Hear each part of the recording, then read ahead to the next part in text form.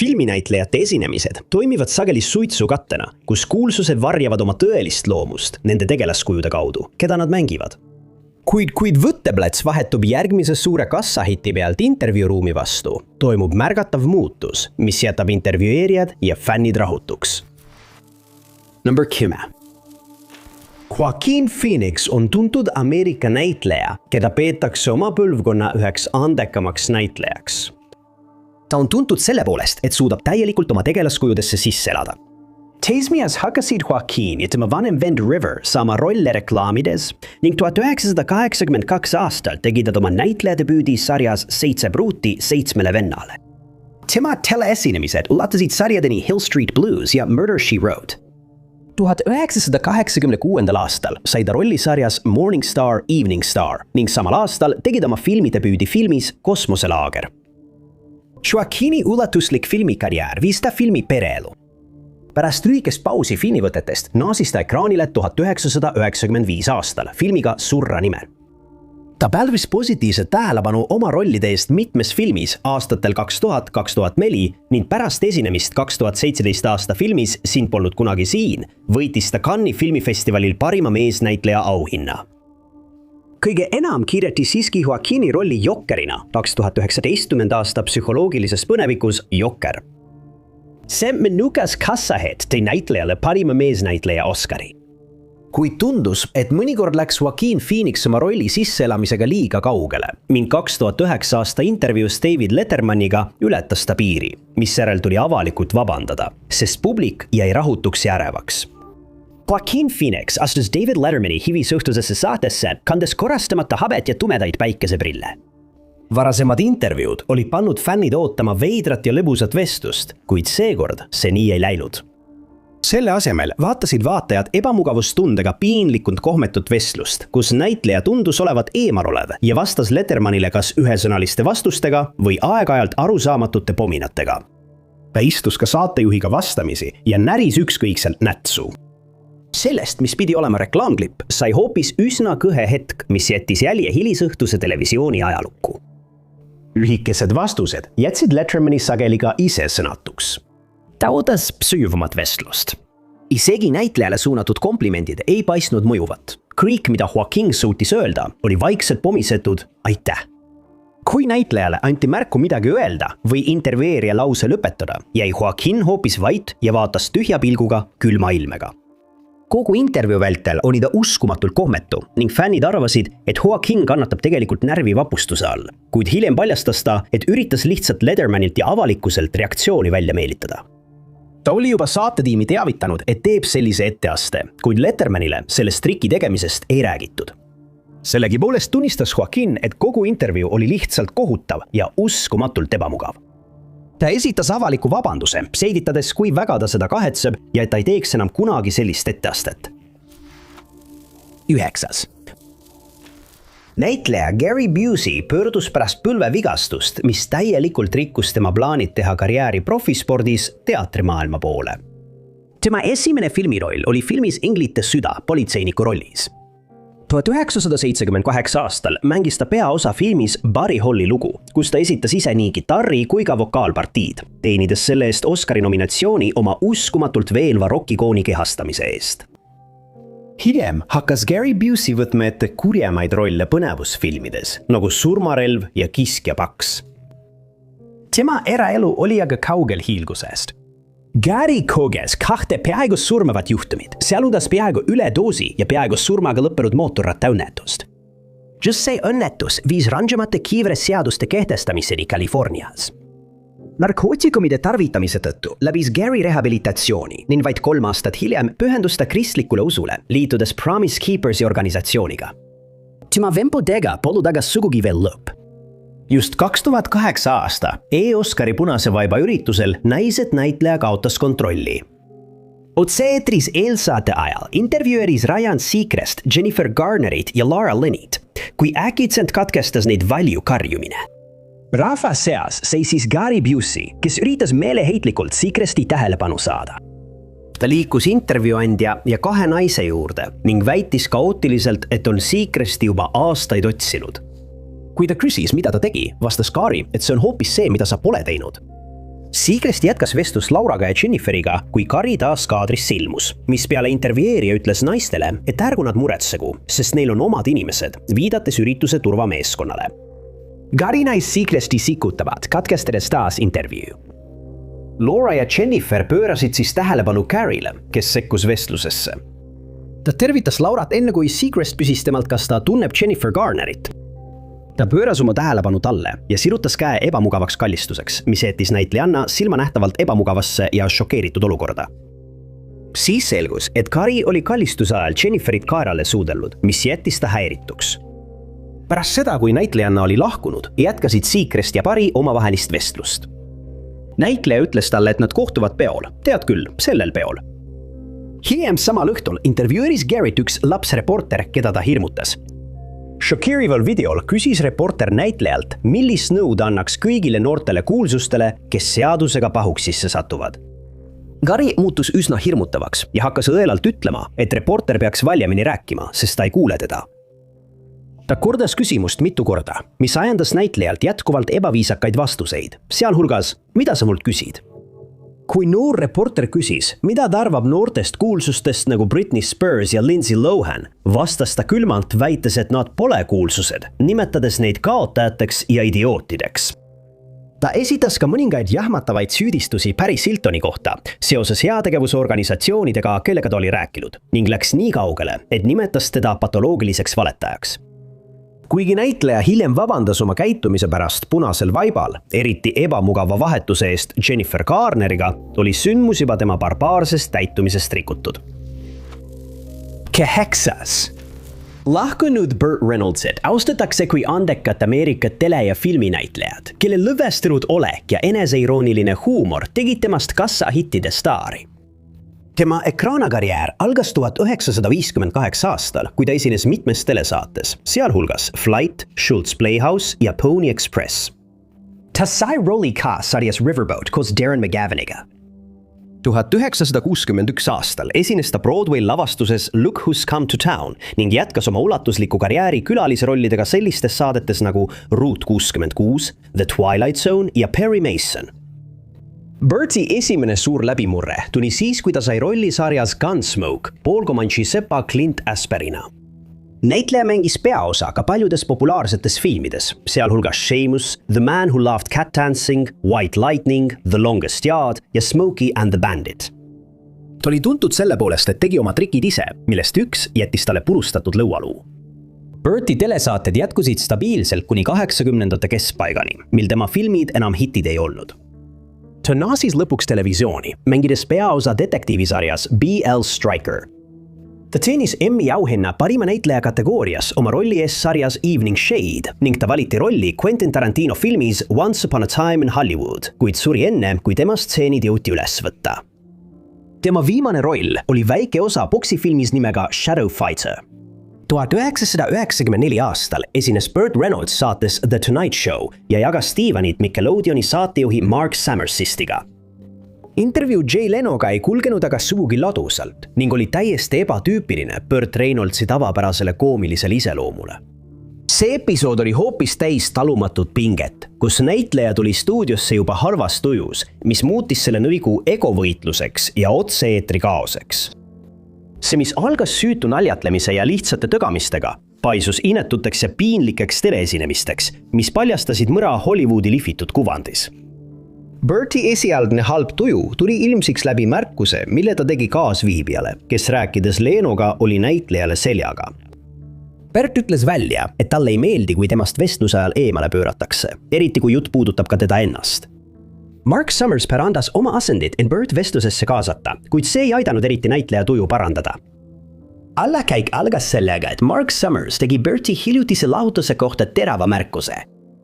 Summers selgitas, et tema naine oli talle midagi öelnud, katkestas end ja ütles Burtile muuseas, et ta on ikka veel abielus. Burt vastas hinge läbi tungiva ebamugava pilguga. Siis ootamatult kallab ta oma veetassi otse Nickelodeoni saatejuhi sülle. Summers haarab Leno Cruise'i järele ja üritab kätte maksta, kuid Burt lööb Cruise'i kohe tagasi oma naabrile. Leno ja Summersi närviline naer täitis ülejäänud intervjuu, samal ajal kui Burt püsis ebatavaliselt kivinäoga. Hetked hiljem tulid meeskonnaliikmed välja 2 pirukaga, andes kummalegi kuulsusele 1. Järgnes kaplus, mis oli maskeeritud kontrolli alt väljunud toidusõjaks. Number 7. Tänava maag David Blaine sai tuntuks oma vastupidavuskatsete poolest. Näiteks elas ta mitu päeva klaaskastis. Tema kuulsus algas siis, kui ta salvestas oma maagi esinemise videole ja saatis selle ABC-le. Tagasiside oli tohutu ja selle tulemusena valmis tema esimene erisaade David Blaine Street Magic, mis oli 1997 aastal vaatajate seas väga populaarne. 2 aastat hiljem järgnes sellele David Blaine võlumees. Ta sooritas oma esimese vastupidavusnumbri 2000 aastal, millele järgnes tema Frozen in Time trikk, kus ta jäeti 3 päevaks jääbloki peale külmuma. Teises avalikus triiki etenduses seisis ta 35 tundi 100 jala kõrgusel sambal, millele ta pani nimeks Vertigo. 2003 aastal sooritas Taavet trikki Above the Below, kus David rippus Dempsey jõe kohal kastis 44 päeva ilma toiduta. See pärvis ülemaailmset meedia tähelepanu ning tuhanded inimesed kogunesid kohale, et olla tunnistajaks tema hilisemale vabastamisele. 2006 aastal oli tema järgmine etteaste nimega Human Aquaria, kus Taavet oli terve nädala vee täis sfääris vee all. Ta sai õhku ja toitu torude kaudu. Kuigi tal ei õnnestunud vee all hinge kinnihoidmise maailmarekordit purustada, suutis David vee all olles rasketest ahelatest põgeneda. Juba varakult oli selge, et kuulsus oli kummaline ja ettearvamatu. Kuid 2001. aastal kulmineerus tema kummalisus intervjuu ajal saates GMTV. Illusionist ilmus Ühendkuningriigi hommikusaatesse koos saatejuhi Iman Holmesiga. Holmes püüdis Davidiga läbi viia tavalist intervjuud, kuid tema salapärane isiksus ületas piiri ja muutus lausa häirivaks. Ta keeldus saatejuhiga suhtlemast, vaatas hoopis tühja pilguga otse ette ja hoidis vaid täiesti tuima ilmet. Kui ta küsimustele vastas, rääkis ta piinavalt aeglase ja vaevu kuuldava häälega. Holmes küsis temalt, kas see käitumine oli lihtsalt osa etendusest. David raputas eitavalt pead, vihjates, et see ei ole tema jaoks tavapärane. Kõige ootamattumalt tõstab illusioonikunstnik oma käe, paljastades peopesale joonistatud kurja silma, sidudes oma õõvastava etteaste tervikuks. Meeskond, sealhulgas tema ise, rääkis hiljem sellest kummalisest täitumisest, kirjeldades seda kui hetke, mis oli nagu autoavarii pealtvaatamine, või püüad aru saada, mis toimub. Mõned töötajad tunnistasid isegi, et olid nii närvis, et nende peopesad olid higised, püüdes aru saada, mis järgmiseks juhtuma hakkab. Davidi kummaline käitumine pani teda kartma, kuidas intervjuu lõppeb. Number 6. Billy Bob Thornton on enamiku jaoks tuntud nimi. See Ameerika näitleja, režissöör, kirjanik ja muusik on tuntud oma mitmekülgsuse ja ekstsentrilise käitumise poolest. Ta kasvas üles töölisklassi peres Arkansases. Teda kasvatasid tema enesesõnul selgeltnägijast ema ja ajalooõpetajast isa. Ta kolis 1981 aastal Los Angelesse, et alustada näitleja ja kirjaniku karjääri. Kuid oma varajastel aastatel Hollywoodis kannatas ta tõsiste terviseprobleemide all, mis oli tingitud alatoitumusest. Filmi Sling Blade stsenaariumi eest võitis Thornton akadeemia auhinna. Ta lavastas ja mängis peaosa selles filmis. Tema teised tuntumad rollid on filmides Simple Plan, Monsters Ball ja Bad Santa. Oma filmikarjääri jooksul tegeles ta ka muusikaga, andes välja mitu sooloalbumit. Nende hulgas oli Private Radio ja Beautiful Door. Lisaks oli ta ka country rocki bändi Boxmasters liige. 2009 aastal saatis Thornton ansambli Boxmasters Põhja-Ameerika tuurin, mis viis nad CBC Radio 1 saatesse Q, mida juhtis Jian Ghomeshi. Intervjuu polnud aga sugugi nii lõbus ja entusiastlik, nagu võiks arvata. Seda peeti üheks ajaloo kõige piinlikumaks ja ebamugavamaks intervjuuks. Kummaline käitumine algas juba intervjuu alguses. Kaamera zoomis saatejuhile ja igale külalisele eraldi lähedale. Thornton näis murelik ja eemal olev. Tema bändikaaslased piidlesid teda samuti aeg-ajalt, mis andis intervjuule kummalise mureliku õhkkonna. Asi läks veelgi veidemaks, kui Gomes üritas kinnitada, et bänd oli loodud mõned aastad varem. Tema küsimus oli suunatud Thorntonile, kes vastas külmalt, ma ei tea, millest sa räägid. Kui Gomes küsis edasi, selgitades, et ta üritab välja selgitada, millal bänd loodi, suutis Thornton vaid öelda, et ta pole kindel. Üks teistest bändiliikmetest võttis küsimusele vastamise üle ja ütles saatejuhile, et nad hakkasid koos mängima 2 aastat varem. Gomes imestas, kas nad olid selle ajaga 3 plaati teinud. Ja taas liigub kaamera Thorntonile, kes näib olevat eemal olev ja vaatab saatejuhist eemale. Jälle vastas küsimusele teine bändiliige, selgitades, et nad olid viimase 2 aasta jooksul teinud 5 plaati. Seejärel kaasas saatejuht vestlusse Willie Nelsoni, küsides bändilt, kas see on esimene kord, kui nad temaga koos esinevad. Ghomeshi pöördus otse Thorntoni poole, kui ta küsis, mida nad olid eelmisel korral Nelsonilt õppinud. Thornton väitis lihtsalt, et ta pole temaga kunagi kohtunud. Saatejuht mõtles, kas näitleja oli irooniline, kuid ta raputas pead ja väitis, et ei tunne Nelsolit. Ülejäänud Boxmastersi liikmed tundusid kogu intervjuu vältel samuti ebamugavad. Nad naeratasid vaevu, nende vastused olid aeglased ja nende hääles oli tunda võõrandumist. Ghomeshi rääkis bändikaaslastega nende muusika mõjutajatest. Thorntoni esialgne eemal olev olek muutus siin kiiresti, kui saatejuht küsis temalt muusika kohta, mis teda lapsepõlves inspireeris. Näitleja vastas üsna pikalt ja samast teemast mööda. Ta selgitas, et talle lihtsalt meeldis lapsena pesapall. Ta tellis ka ajakirja nimega Famous Monsters of Filmland, mille väljaandja oli hiljuti lahkunud. Ghomeshi püüdis vestlust uuesti läbi mängida, küsides, kas ta mäletab, mida ta noorena kuulas. Thornton vastas jälle pika jutuga, öeldes, et neil oli võistlus, kus sai ise mudeli ehitada ja see võis olla kas King Kong või midagi, mille ise välja mõtlesid või mõni neist koletistest, kes tegelikult ajakirjas olid. Ghomeshi küsis, kuidas muusika sellesse vastusesse sobib ja uuris, kas Thornton oli muusikatööstuse vastu kirglik. Ta vastas vastu, kas sa küsiksid seda küsimust Tom Pettilt. Saatejuht ütles, et küsiks küll, kui Thornton näis olevat uskumatult üllatunud.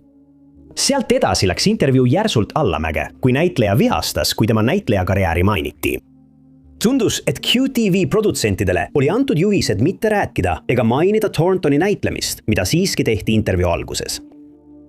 Ghomeshi üritas selgitada, et ta andis lihtsalt kuulajatele konteksti, kes Thornton on, et nad teaksid, keda intervjueeritakse, kuid Thornton ei olnud sellega nõus. Vaenulikud ja külmad vastused jätkusid, tekitades ebamugava pingelise õhkkonna. Thornton võrdleb hiljem Kanadas toimuvat rock-kontserti kartulipudruga ilma kastmeta, vihjates sellele, kui igavaks ta neid teab. Intervjuu lõpeb siis, kui Ghomesh palub bändil esileda. Boxmasters mängisid muusikat, välja arvatud Thornton. Raadioesinemine oli täielik katastroof, mis jättis Thorntoni bändikaaslased piinlikus vaikuses istuma, ilmselgelt hirmul vahele segada ning tekitas vaatajates ebamugavustunde. Järgmisel esinemisel loobiti bändi kastne kommentaaridega ning see veider ja ebamugav intervjuu parodeeriti komöödiasaates I Think You Should Leave. Number 50. Ameerikas sündinud näitleja Mel Gibson kasvas üles Austraalias, kus ta astus riikliku draamakunsti instituuti. Siin tegi ta oma filmidebüüdi, mängides surfajat filmis Simmer City. Pärast lõpetamist liitus ta Lõuna-Austraalia osariigi teatrikompaniiga ning 2 aastat hiljem mängis ta peaosa futuristlikus märulifilmis Hull Max, kehastades kättemaksu otsivat mässulist politseinikku. Ta sai 1980-ndatel rahvusvaheliseks staariks erinevates märuli- ja seiklusfilmides ning pälvis hiljem tunnustust ka režissööri ja produtsendina. Gibson kinnistas end kassahitide tippnäitlejana selliste filmidega nagu Hull Max, Põrgu kuppel ja Surmarelvade sari. Ta pälvis kiitust ka oma tõsisemate rollide eest, nagu Ohtliku elu aasta ja Hamlet. Gibson tegi oma lavastaja debüüdi filmiga Mees ilma näota. Seejärel lavastus ta filmi Vaprad südamed, kus ta mängis Šoti rahvuskangelast Sir William Wallace'it ning see film võitis 5 Oscarit, sealhulgas parima filmi ja parima režissööri auhinna. Kuid Mel Gibson koges ka hetki, kus ta ei olnud alati nii lugupeetud, kui tema professionaalne sarm võis sageli vihjata. 2010. aastal esines näitleja Chicago WGN TV saates koos reporter Dean Richardsiga, et reklaamida oma uut filmi Pimeduse pii, kuid see intervjuu paljastas Gibsoni tõelise loomuse. Intervjuu algas nagu iga teinegi. Mõlemad vahetasid sõbralikke tervitusi ning näitleja ilmus ekraanile mitte isiklikult kohale. Nad rääkisid peatselt inastuvast filmist Pimeduse piir ja puudutasid lühidalt ka Mad Maxi. Richards küsis siis Gibsoni käest tema 7-aastase pausi kohta, mille jooksem ta üheski filmis ei mänginud. Näitleja selgitas, et ta taandus ajutiselt vaikselt filmimaailmast, et tegeleda mõnede halbade harjumustega. Ta soovis murda pidevat rutiini ja teha midagi teistsugust, et taaselustada oma kirg ja loovus. Richards küsis seejärel oma külaliselt, kas ta tunneb end nüüd teistsuguse või parema inimesena kui paar aastat tagasi. Saatejuht viitas mõningatele Gibsoni elu aspektidele, millest nad olid lugenud, nimetades neid tõusudeks ja mõõnadeks. 2006 aastal arreteeriti näitleja jooves juhtimise eest ja väidetavalt tegi ta oma vahistajate suhtes mõningaid teravaid märkusi. Alguses võttis Gibson küsimuse vastu ja tunnistas, et tema elu on olnud tõeline Ameerika mad, kuid ta uskus endiselt, et on sama inimene, kes ta alati on olnud. Ta kommenteeris ka seda, kuidas aeg inimest õpetab ja mida ta õpib, kui elu edasi läheb. Kuid Richard küsis näitlejalt, kas ta arvab, et avalikkus vaatab teda kõigi nende uudistes olnud asjade tõttu teisiti, muutus Gibson silmanähtavalt ärevaks. Selgituseks viitas Richards tagasi joomisprobleemidele ja väidetavale vägivaldsele sõimule, mis oli suunatud tema vahistajate usutunnistuste vastu. Gibson, nüüd ebamugav ja pinges, selgitas, et see juhtum toimus 4 aastat tagasi ja ta on sellest edasi liikunud. Seejärel ütles ta, et ilmselgelt Richards ei ole sellest edasi liikunud. Saatejuht jätkas küsimuse surumist, mõedes, kas tema külaline usub, et tema fännid võivad temast nüüd teisiti arvata. Gibson nõudis, et nad jätaksid selle vestluse sinna paika. Intervjuu lõppes jääsult, kui Richard ütles, hea sind jälle sadulas näha. Gibson annab talle pöidla püsti ja ütleb head aega. Aga näitleja on ekraanil veel mitu hetke nähtav, mikrofon endiselt salvestamas. Ja viimasel hetkel pomiseb Gibson selgelt kuuldava vande sõna, mis on suunatud Richardi poole. Seejärel katkestati satelliidi ülekanne. Hiljem märkis saatejuht järgmist, öeldes, et kuulus inimene või mitte, inimese tõeline mõõdupuu on see, kuidas ta käitub siis, kui ta arvab, et keegi ei vaata. Number 4. Jared Leto ema julgustas teda kunsti hindama, mis viis ta University of the Artsy ja School of Visual Artsy, kus ta õppis maalimist ja filmi tegemist. Hiljem kolis ta Los Angelesse, kus ta hakkas kohe telesarjades rolle saama, sealhulgas sarjas Camp Wilder. Tema läbimurre tuli siis, kui ta valiti kultussarja My So-Called Life südameröövli Jordan Catalano rolli. Leto sai hiljem tuntud näitlejaks, muusikuks ja võitis parima meeskõrvalose Oscari filmi Dallas Buyers Club eest. Teda austatakse tema esinemiste eest filmis Fight Club kui Angel Face ning tema suurte rollide eest filmides Girl Interrupted ja American Psycho. Ta sai tuntuks erakordse pühendumuse poolest rollide ettevalmistamisel, mis tuli eriti esile tema esituses sõltlasena filmis Requiem for a Dream. Leto läks nii kaugele, et elas tänavatel koos päris sõltlastega ja kaotas rolliks valmistudes 11 kilo. Ta oli ka kaasasutaja ja juhtis ansamblit 30 Seconds to Mars, mis on populaarne alternatiiv-rockibänd. Kuulsuse pühendumus jõudis haripunkti 2019. aasta Met Galal, kui ta ilmus üritusele ootamatu aksessuaariga, mis jättis nii avalikkuse kui ka mõned külalised arusaadavalt ärevile. Leto kandis Gucci siidist punast kõrgekaelusega kleiti sellel camp-teemalisel galal. Tema riietus täiendasid õlapadjad, kalliskividega kaunistatud keheahel ning äralõigatud pea, mida ta hoidis ühe kaenla all nagu kallist lemmiklooma. Muidugi polnud see aksessuaar päris äralõigatud pea. See oli Gucci valmistatud tema enda pea koopia. Leto lahtine kotiasendaja kandis ilmetut nägu, mis oli osaliselt mänguline, kuid enamasti häiriv. Siis siin lõhkus moeshow ideoloogiad ja muutis selle sündmuse hoopis õudusfilmiks. Extra TV 25 kajastas sündmust ja jäädvustas kõhedust tekitavad hetked, kus näitleja hoidis oma pea koopiat fotograafidele nähtavaks. Ta lähenes reporteritele äärealal, paljastades selle kummalise aksessuaari enne, kui asetas selle oma käsivarrele, kus see istus nagu lind, pikad juuksed üle ääre rippumas. Number calm. Ameerika laulja, laulukirjutaja, arranžeerija ja tantsija James Brown on üks 20 sajandi mõjukamaid meelelahutajaid, kelle saavutused tõid talle hüüdnime show-äri kõige töökam mees. Brown kasvas üles eraldatud lõunas suure depressiooni ajal ning oli nii vaene, et saadeti algkoolist koju, kuna tal polnud piisavalt riideid. Ta ei unustanud seda kogemust kunagi ning see viis selleni, et täiskasvanuna eelistas ta kanda luksuslikke mantleid, uhkeid keepisid ja kuldehteid. Kuulsuse esimene salvestis Please, Please, Please müüs 3 miljonit eksemplari, kuigi King Recordsi omanikud vihkasid seda. Seejärel algas Browni erakordne karjäär. Kuid 1988 aasta aprillis peatus legendaarse muusiku karjäär korraks, kui ta arreteeriti Lõuna-Carolinas. Väidetavalt ründas ta oma naist pliitoruga ja tulistas tema auto pihta. Ta vabastati kautsjoni vastu ja ilmus peagi pärast seda CNN-i intervjuusse. CNN-i saatejuht Sonia Friedman annab tausta, miks muusik seal oli, selgitades, et Brown eitab talle esitatud süüdistusi. Ta liitus Los Angelese uudiste toimetusega Atlantas, kandes suuri päikeseprille ja veelgi suuremat naeratust intervjuus, mida peeti hiljem üheks teleajaloo veidraimaks intervjuuks. Saatejuht küsis, kuidas kõik probleemid alguse said, mille peale külaline vastas ootamatult lauluga, vältides täielikult küsimust ning pakkudes selle asemel laulu ja sunnitud naeratust. Brown väitis, et tahab rääkida ainult muusikast, millega Sonja veel nõustus. Ta küsis temalt, millal tema tuur algab ja kuhu nad lähevad. Brown selgitas, et nad lahkuvad järgmisel päeval Atlantast ja suunduvad Rio de Janeirosse.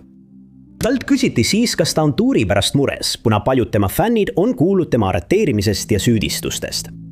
Brown kinnitas, et ta ei ole mures, sest ta ei teinud midagi valesti ja kui tema fännid selle kohta küsivad, ütleb ta, ma tunnen end hästi. Brown muutus veelgi ettearvamatumaks, karjus Sonja hääle üle ja tõusis toolilt, et teha lühike tantsuliigutus. Ta katkestas intervjuud pidevalt, karjus ebaolulisi ja kohati arusaamatuid sõnu. Kogu intervjuu vältel kordas Brown korduvalt lauset, ma tunnen end hästi. Sealhulgas ka segmendi lõpus, kui Sonja üritas saadet lõpetada. Ta näis olevat tema küsimustest vaid ähmaselt teadlik. Kommenteerijad uskusid, et tema üleskeeratud oleku põhjuseks oli narkootikumide tarvitamine. Brown oli varem arreteeritud kontrollitava aine omamise eest, mida väidetavalt kasutas ta regulaarselt. Arvatakse, et intervjuu oli narkootikumidest aendatud etenduse taustaks, kus publik oli tunnistajaks mehele, kes eraldus täielikult reaalsusest. Mõni kuu hiljem arreteeriti Brown taas avalikus kohas tulirelva kandmise eest ning politsei eest suurel kiirusel põgenemise tõttu. Teinekord. Tuntud tagasi tuleviku näitleja Crispin Glover on laialdaselt tuntud oma tihti häiriva, kuid ainulaadse ekraanil oleku poolest. Ameerika näitleja, filmitegija, kirjanik ja kunstnik seisab silmitsi töökoormusega, mis pidevalt seab kahtluse alla tavapärased narratiivid ning nõuab sageli eksentriilist stiili. Jess Temaroidi George McFlyna 1985. Aasta menufilmis oli Crispin Gloveri läbimurde hetkeks. Tema kehastus õnnetu isana kinnistas lõplikult tema koha filmiajaloo panteonis. Teda austatakse enim tema erakordselt kõheda tegelaskuju õgukese mehe eest Charlie Inglite filmides. Glover kehastas kõrgelt oskuslikku palgamõrvarit, kes oli peamise vastase käsilane. Tema süsimustad juuksed ja fetiš naiste juuste väljatõmbamise ning nende nuusutamise vastu tegi ta eriti häirivaks. Ja Glover tegi kaasa ka filmis Reede 13. ning filmides, mis vaevab Gilbert Grape'i ja Corey Võlur. See oli 28. juuli 1987, kui kuulsus ilmus David Lettermani hilisõhtusesse saatesse, et reklaamida oma filmi River's Edge. Juba hetkes, mil Glover lavale astus, oli selge, et sellest intervjuust ei tule midagi tavalist.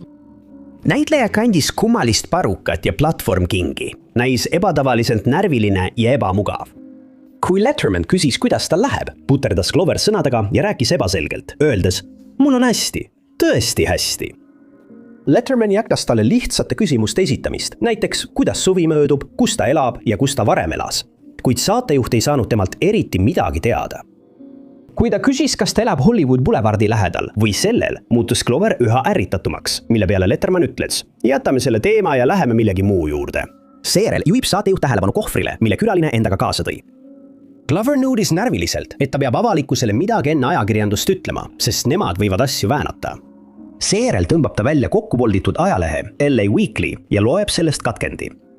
Kui ta loeb enda kohta kirjutatud artiklit ööklubi ettevõtmise kohta, on näha, kuidas Glover väriseb silmanähtavalt. Seejärel haarab ta kohvri ja hakkab seletama, et tal on need tsitaadid, kuid katkestab end, öeldes, et inimesed panevad ta kõlama, nagu ta oleks imelik. Seejärel tõmbab ta varruka üles, paljastades oma lihased ja kinnitades, et ta on tugev. Letterman kommenteerib, kui endast väljas ta tundub. Glover kutsub teda käesurumisele, kuid saatejuht keeldub. Seejärel tõuseb ettearvamatu näitleja püsti ja ütleb, et ta suudab temaga hakkama saada. Seejärel ütles ta, et oskab ka jalaga lüüa ja asus seda demonstreerima. Tema Platform King jääb Lettermani peast vaid tolli kaugusele. Selle peale lahkub Letterman lavalt ja ütleb publikule, et tuleb mõne minuti pärast tagasi. Kui saade jätkub, on Glover kadunud. Nädalaid hiljem naasis Glover Lettermani saatesse, käitudes sama veidalt. Ta nääris kogu aeg ja komistas oma sõnadega ning tema kummalise käitumise kohta ei antud kunagi tõelist seletust. Number 1. Jim Carrey on üks kuulsamaid näitlejaid, keda austatakse tema mitmekülgsuse ja ülevoolavate esituste eest. Kanada-Ameerika koomik alustas oma karjääri 19-aastaselt, kui ta sai rolli Kanada teleseriaalis Introducing Janet, mis on teistes riikides tuntud kui kumminägu. 1984 aastal tegi ta oma mängufilmi debüüdi filmis Finders Keepers, millele järgnes Once Bitten. Carey saavutas kohe edu filmiga Ace Ventura, lemmikloomade detektiiv. Ta mängis ka peaosi kassahittidest nagu Loll ja veel lollim ning Mask. Tema esitus tagasihoidliku pangatöötajana, kellest saab vaimukas rohelise näoga kavalpea, tõi talle esimese paljudest Kuldgloobuse nominatsioonidest. Ta jätkas oma rolli veidra lemmiklooma detektiivina teises Ace Ventura filmis, Kui loodus kutsub, ning mängis müsteeriumimeest filmis Batman Ivavesti. Aga Jim Carrey on tuntud oma vastumeelsuse poolest kohaneda Hollywoodi kuvandiga. Ta peab Hollywoodi pealiskaudseks ja egokeskseks. Teda tsiteeritakse sageli ütlusega, et sellel kõigel pole mingit tähendust, viidates 2017 aasta New Yorgi moenädala üritusele öeldes: "Ma tahtsin leida kõige mõttetuma asja, mida suudan ja tulla siia ning siin ma olen." Vastandina nendele lakkamatutele vaadetele kuulsuste maailmast oli Jim Carrey ebatavaline esinemine 2026 aasta Césarite jagamisel Pariisis. Koomik ilmus üritusele ebatavalise välimusega, mis pani interneti arutama, kas tegemist oli tõesti temaga või mitte. Auväärse Césari auhinna, mis on Prantsusmaa vastus Oscarile, vastu võttes läks Jim Carrey lavale, et pidada tänukõne, mille ta pidas prantsuse keeles. Kuid fännid märkasid, et tema välimus oli täiesti teistsugune. Tänukõne videost näib, et tal on tehtud mingisugune iluprotseduur, kas plastiline operatsioon või botox. Aga Jim Carrey, keda kõik tunnevad ja armastavad, oli nende asjade vastu. Ta on avalikult kritiseerinud Hollywoodi kinnisideed, nooruse ja kunstlikkuse suhtes, kuid tema hiljutine välimus on tekitanud tulise arutelu. Pärast tänukõnet intervjueerisid Carreyt mitmed kohal viibivad ajakirjanikud, andes vaatajatele lähedase pilgu sellele, keda paljud pidasid pektiseks. Tema isiksus ja käitumine intervjuu ajal olid samuti üsna kummalised ja mitte omased tavaliselt otsekohesele, enesekindlale ja tihti vaimukale inimesele, keda ta kehastas. Ta selgitas närviliselt, kuidas kõne prantsuse keeles pidamine oli riskantne ning et ta oli selle kirjutamisele ja hoolikale uurimisele palju aega kulutanud. Ka Carrey hääl tundus märgatavalt teistsugune. Ta muutus isale viidates ebatavaliselt emotsionaalseks ja rääkis väga vaikselt. Selle kummalise käitumise ja veidra välimuse kohta on internetis levinud arvukalt teooriaid. Mõned plastikakirurgid on kommenteerinud, et tundub nagu oleks ta lasknud midagi teha, kuid Carrey ise pole seda kinnitanud. Mõned on väitnud, et teda asendas kehatublant ning tuntud kunstnik Alexei Stone, kes on kuulus oma ülirealistlike meegiefektide poolest, väitis isegi, et kehastas näitlejat auhinnakalal, kuid see väide lükati hiljem ümber. Jim Carrey ilmumine Césarite auhindade jagamisel on jäänud seletuseta ning sellest on saanud üks ajaloo kõige kõhedamaid intervjuu esinemisi, jättes fännid häirituks ja mõtlema, mis Hollywoodis toimub. Aitäh teile vaatamast! Kui teile see video meeldis, siis kindlasti vajutage meeldib nuppu. Ärge unustage ka tellida ja vajutada teavituskella, et olla kursis kõigi meie tulevaste üleslaadimistega. Minu nimi on Top 5 tunnatut ja kohtume järgmises videos.